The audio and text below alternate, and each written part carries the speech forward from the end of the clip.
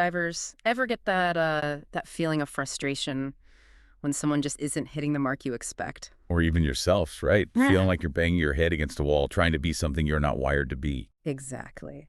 So today we're doing a deep dive into something really core to leadership and honestly, just being effective day to day. It's all about understanding and managing expectations. Both for others and for ourselves. Yeah, by really seeing, the strengths and the limits we all naturally have. And we're using this fantastic metaphor from our source material to guide us. It's memorable.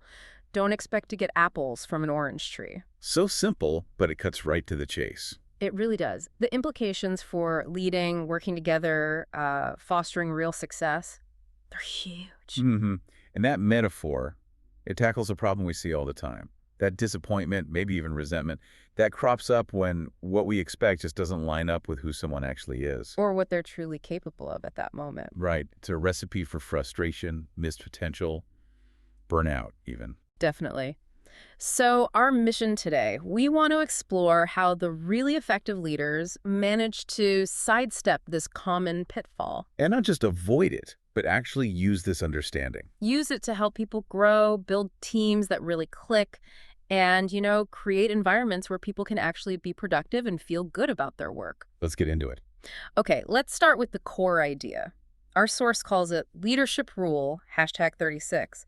Don't expect to get apples from an orange tree. It just sort of clicks, doesn't it? It really does. It points to something fundamental. Which is, Well, the principle behind it is you just can't fundamentally change someone's core nature or, the nature of anything, really. like the tree. Exactly. An orange tree is, well, it's built to make oranges. That's its design. You Yeah. can wish for apples, demand apples, tend to it perfectly. I'm going to get oranges. You're still going to get oranges. So the challenge for us as leaders, or even just navigating our own lives, is to work with what's there. Instead of fighting it. Instead of fighting it, trying to force something that just isn't going to happen, that sets everyone up for disappointment.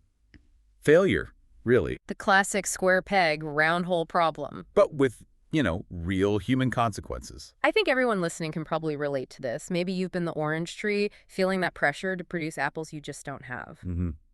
Or maybe, looking back, you realize you put that kind of expectation on someone else, maybe without even realizing it fully. Yeah, like pushing yourself into a job that just felt wrong deep down. Or giving that super detail-focused person on your team a huge, messy, brainstormy project. Right, it leads straight to frustration. So maybe take a second as you're listening, just think, where have you seen this misalignment play out?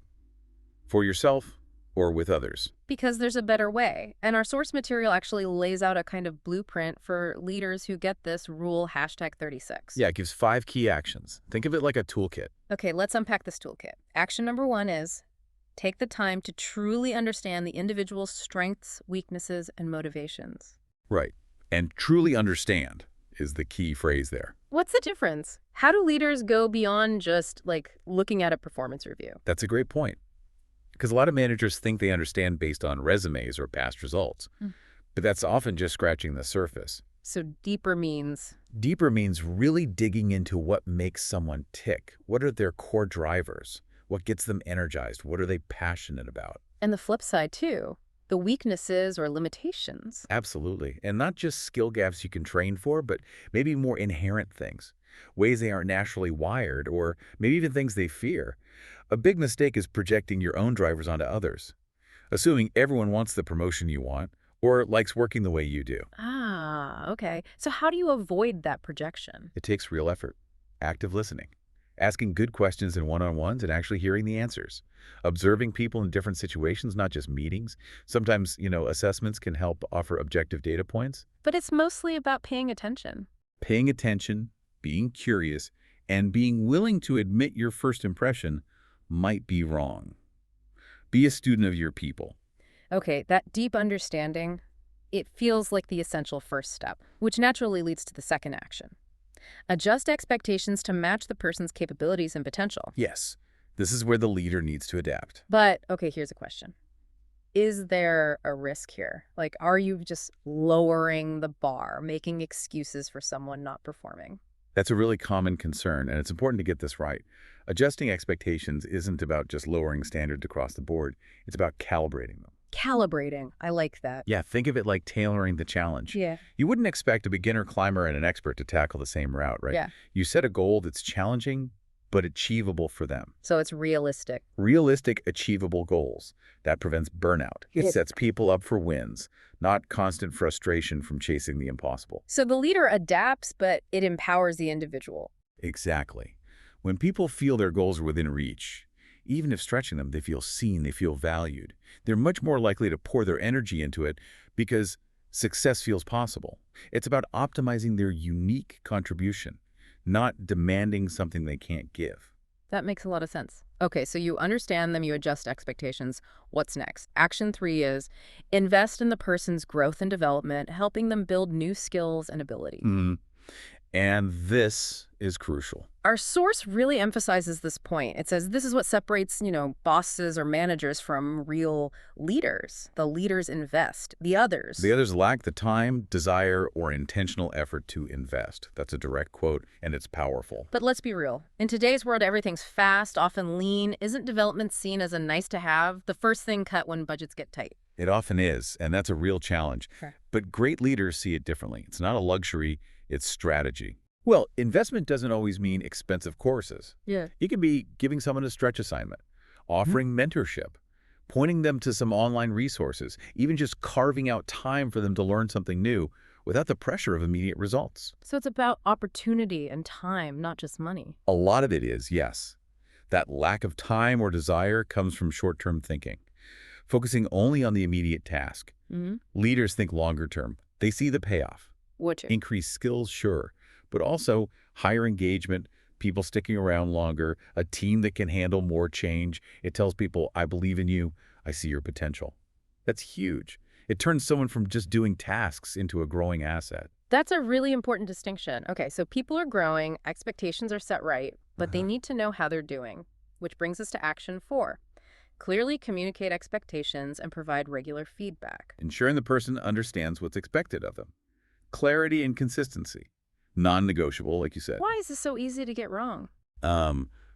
Well, even with the best intentions, adjusted expectations, investment. If communication is fuzzy, people get lost.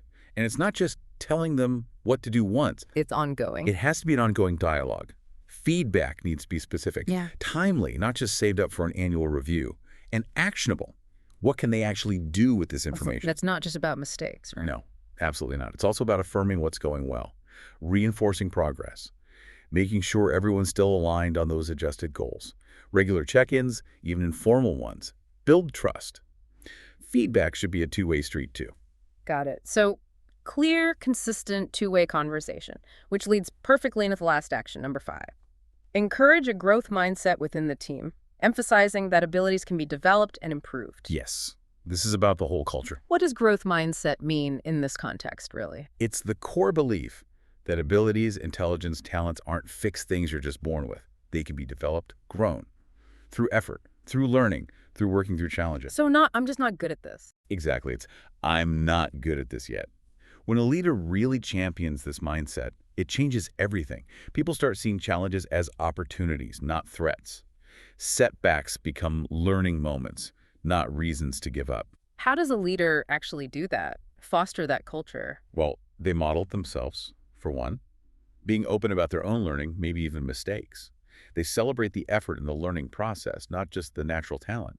They reframe failures as, like, data points for getting better next time. Create psychological safety. Precisely. People Yeah. feel safer trying new things, experimenting, knowing it's okay if it doesn't work perfectly the first time.